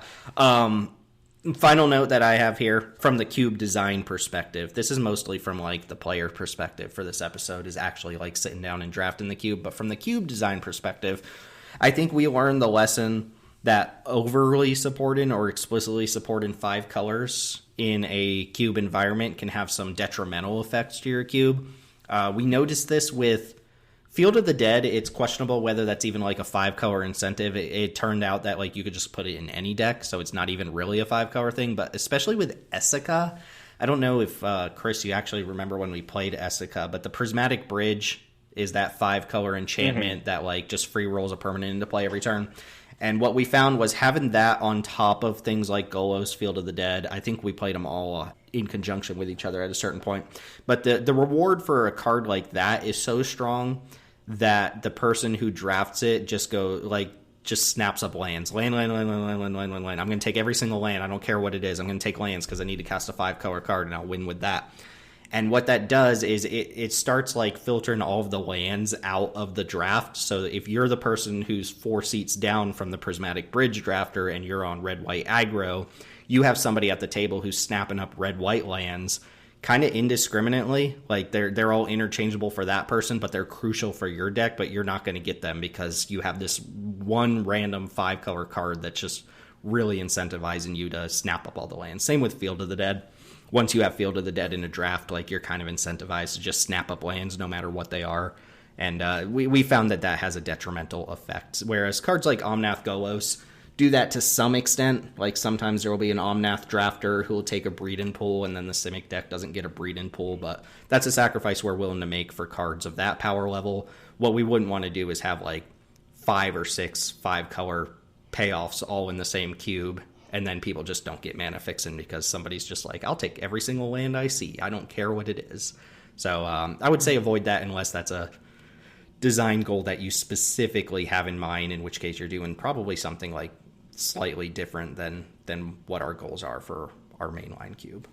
And that seems like a good close on that. Anything else about Manabases here? Any lessons, takeaways, big bows to put on this? Play a significant amount of fixing. People like casting their spells. And like I said earlier, if you're concerned about 5-color soup as a result of adding a lot of fixing, just take a look at your cube's design and ask yourself the question, like, is there actually a huge incentive for players to do that? And if the answer is no, that shouldn't be a significant concern for you. And especially in aggressive decks, like people losing games to their mana base when they put together an even semi-responsible mana base just doesn't feel good. Yeah. I would say splash more. Mm-hmm. I would say splash more or less. You know who you are. Yeah, whichever one you're doing, do the opposite of that. Here's a question to wrap things up for you guys. Is there a point at which there's too much fixing in a cube? Like, do you think we have crossed that threshold for our cube? I personally don't think so. See my previous comment about how to avoid like too much fixing, like leading to gameplay problems. But like, I don't think you want to play in like a 360. I don't think you want to play like 10 in each color pair, because then it literally does become trivial to just play all of the best cards. And I don't think that that's necessarily good, A. And B, the more lands you play, the less slots you have for cards. So you want to make sure that your bases are covered for your strategy by having enough playable slots. Yeah, I think we're getting close to the maximum number of lands I'm going to feel comfortable with. I think it's about 60. I would say, I think like, I don't know if that's the exact cutoff I would have, but that feels like a good cutoff. It's like 1/6 of the cube, and that feels like a good number to have like good fixing, but not so much that you're really cutting into playables, right? Mm-hmm. All right, well, let's wrap it up there. Thanks as always to everyone for listening. Remember, best way to support Jank Diver Gaming and the Jank Tank podcast is to join our Discord server. Come draft with us and give us your feedback. It's a great place to have opinions. It's also a great place to hang out with like-minded individuals, talk about Cube, Retail Limited, all things Magic, and you can find our links to this Discord server wherever you're listening to the podcast. We have tons of scheduled drafts throughout the week, including the mainline Jank Diver Cube, the Jank Diver Peasant Cube, and various grab bag cubes throughout the week. We also have a scheduled F&M event where players vote on a cube to play, as well as these new weekend Chaos drafts. So there's always plenty to do on the server. Brawlbarians, yes. Teld sneakily typed in Brawlbarians. I keep meaning to mention that at the beginning of the episode. I'm so bad at it. But Brawlbarians is our stipulation-based deck-building Brawl League, which is a mouthful of things to say. But we're currently entering League 5. By the time you listen to this, we'll already be into League 5, but if you want to join in on League 6, you can come join the Discord server and let us know. But this is stipulation-based deck building, where we get a new set of stipulations every 10 days to 2 weeks, and we build new Brawl decks under those stipulations. The current one requires us to have a completely pauper deck, all commons, with the exception of the commander, which can be literally any card. So, Teld, you submitted a deck to me today that looks terrible, but also has a absolutely egregious commander. So that was the plan. Was like all your cards are bad when you're playing with commons. So people have been taking different approaches. Do you want to draw more bad cards, or find a way to make your bad cards not be bad? Yeah, everybody's deck looks bad, and then they have an insane commander. So it should be fun to see how that one pans out. And, if a week comes by that you don't like the stipulations, sit it out, and we'll get you back in for the next week after that. But it's been a pretty fun time. I'm glad people have been enjoying it, we should say. There's been a couple people who are like, nah, this ain't for me, and that's okay. But for some people, if you just like building decks and you like playing Brawl without having to play against these heathen Malcolm decks on the ladder over and over again, like this might be a good place for you. But check out our socials. You can find us at on Twitter at JankDiverGaming, YouTube.com/JankDiverGaming, and you can find Teld streaming on Twitch.tv/Teld Talks, TELD Talks. We still got some time until Modern Horizons 3 comes out, so we'll have a couple more episodes between now and then. But yeah, we'll. That's going to be a really big bridge to cross when it comes, if the leaks are any indication. But we'll go ahead and cross that bridge when we get to it. Thanks for watching, everybody. We'll catch you all next time. All right, and just to close out, I just want to talk about Thunder Junction a little bit, because I think this is an all-timer for me. I think after about 3 weeks with the set, the limited format, I think Thunder Junction's probably going to crack my top 5. I think I have it at like 6 on my little list right now, but this is one of the sweetest formats I've ever played in terms of like the individual deck strategies and the things you get to do. And by things you get to do, I mean absolutely heinously busted things that shouldn't happen in a limited format. And that comes with the caveat that sometimes it happens to you and it feels absolutely terrible when it happens to you. But just to give you an idea, like yesterday I was playing in the qualifier. I just kept firing them off because I have all these stupid play points, and I was just converting them into gems. But I had a deck that played like Railway Brawler. I plotted it on turn 4, and then turn 5 I cast it and then followed up with the Gitrog and made it a 12-11 trample with haste. And then my opponent killed it after taking 12, and I reanimated it and just hit him for 12 again. Like the things I like about this format, just to kind of keep it brief, I think the archetypes for the most part are just really cool, fresh, like unique archetypes. Like, there's 4 power matters in Gruul, there's double spell in blue-red, but you get like green-white mounts, which ostensibly is a beatdown deck, but where else are you going to see green-white mounts? The green-black graveyard deck just works. It's really fun. The blue-white don't cast spells deck, like, kind of never comes together, but it's a unique archetype. Blue-green plot is a unique archetype. These Grixis Spectrum crime decks, like the crime decks are so fun to play, because like they're fun to draft and they're fun to play, and they match up well against the best decks. And then you get these like multicolored desert decks that are just playing bomb after bomb after bomb, and the bombs are insane in the set. So I really like the archetypes.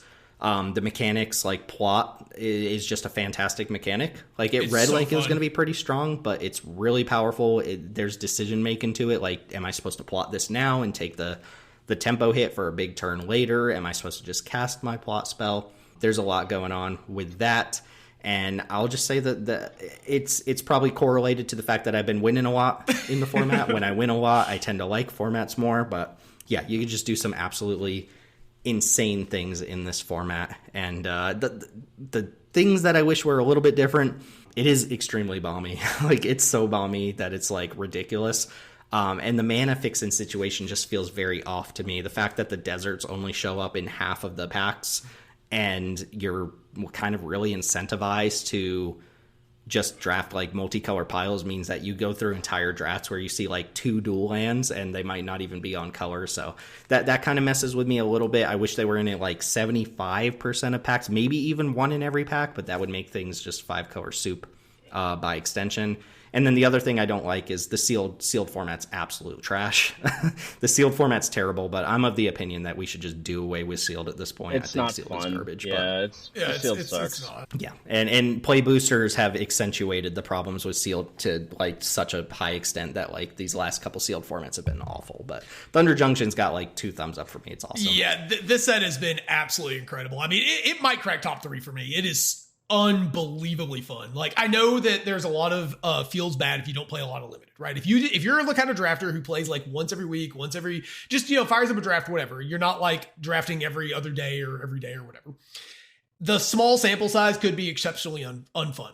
I think this is a format that's really exposing people who rely too much on 17 lands. Like I always reference the data, like just when it suits me. When it's relevant to your whatever point you're making, yeah. But like I don't actually think about the data all that much when I'm drafting, and I think that's if you are a magician against data, as the Lords of Limited I think put it. I think this is a good set for you because I actually think the data is extremely misleading. Where like there are a lot of good cards that just don't go in your deck, right? Like Patient Naturalist, for example. If you're playing green-white, you don't really want to play this card. Like, you want to be beating down. You want to be playing proactively. You don't want to be playing a grindy value card that puts cards in your graveyard.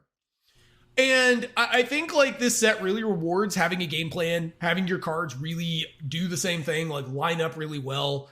I think it rewards, like, disciplined drafting where you recognize when you need to draft fixing versus drafting a powerful spell, when to cut, I think, like, this is where we're getting into the spot where I think this is a set where drafting is just as important as the gameplay in a lot of spots, which isn't always true. Mm-hmm. And the lines of this format are incredible. Like to piggyback off what you were saying, like I did a game where like I played Jolene, attacked with Jolene, traded it off, made a treasure. Next turn I plotted Railway Brawler, and then on turn 5 I put in 80. I played Railway Brawler, played 80 flash, and brought back Jolene and put like 20 power worth of stats. Absolutely insane. Yeah, Shiv posted you get a lot of because of the way play boosters are now, you get a lot of decks that actually have duplicates of rares, which is not something we're really used to from pre-play booster era, but Shiv posted an opponent who just like double Stoic Sphinxed in limited, and it's like, okay, I guess I'll lose, whatever. And like you just die to that. There's things like Colossal Rattleworm where they're like, oh, I flashed in a 6/5 on turn 4 and ate your 3/3, and now I'm going to hit you with it. Oh, and you killed it, so I'm going to go get a desert. It's just like, whatever. Does that card have trample too? Yeah. Oh my god! It always has trample. Here's the thing. Here's the thing, though. It's this is how you play around Colossal Rattleworm. Your opponent in green passed with 4 mana up on turn 4. They have Colossal Rattleworm. Don't attack. Don't attack. But you're going to lose that game. But like, you're still going to lose. This is a format where, like, you legitimately, like, I played this Grixis Legends deck, and, like, it was, like, turn 4, and I cast I, like, played a desert and put 5 triggers in the stack or something. It was just, like, there's just so many triggers flying around. There's so much happening, and it somehow just all works. Like, this format looked like it could have been a train wreck. It looked like week 1, this format could just be a disaster, and instead it has just been, like, the gift that keeps on giving. And I actually think this is where the bonus sheet really worked to its advantage because jamming like 30 extra removal spells into the set was just golden decision on WotC's part. Like, they were like, hey, we put all these egregious bombs in this set. What if we just gave you a bunch of great removal spells? Yeah, but then they also put Pest Infestation and Oko on that thing, which is just insane. They did do that. Like, Fractured Identity is on that list, but there's some fun stuff too. Like, every time I see Mindslaver, I'm like, maybe this is the one where I'm Mindslaver. I haven't done Cruel Ultimatum yet, but there's a lot of stuff like that. The bonus sheet is great. I will say the big score is just garbage. Like, I hate that the big scorecards are in the set, and I know they were kind of like repurposed, but I think they're to the detriment of the set, that there's cards like Vaultborn Tyrant floating around that have no flavor implications in the set whatsoever. But I'm a big fan. I think the bonus sheet was a slam dunk here, and I think the set is just super fun to play. So Thunder Junction, go ahead and try it out if you haven't. It's awesome.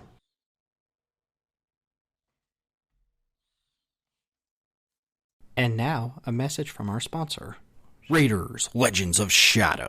Play with over 162,000 characters ripped straight out of League of Legends. They all play exactly the same, so you don't have to learn new skill sets. Explore lush new environments using PlayStation 2 graphics and a soundtrack ripped straight from a royalty-free hosting website. Play PvP matches with the other 6 people who downloaded this game. Face legendary boss challenges against the Hydra, fire-breathing dragons, 3 lobsters in a trench coat, a sentient 3-wheeled horse-drawn carriage hell-bent on destruction, and and Steve. Experience top-notch voice acting from David the Intern. Choose from endless customization options, and by endless we mean select male or female when creating a new character. We don't have a Baldur's Gate budget, so no dong size adjustments here. We'll sponsor literally anyone. Reach out to us at raiders.legends.shadows.aol.com. Use promo code FartKnockerMagoo to unlock premium features and new skins like white, or like off-white, like tan, like darker white. Join now and unlock the exclusive new heroes Gus Gus and Poopy Booty Jones. Download Raiders Legends of Shadow or you're a loser. That's Raiders Legends of Shadow. Shadow.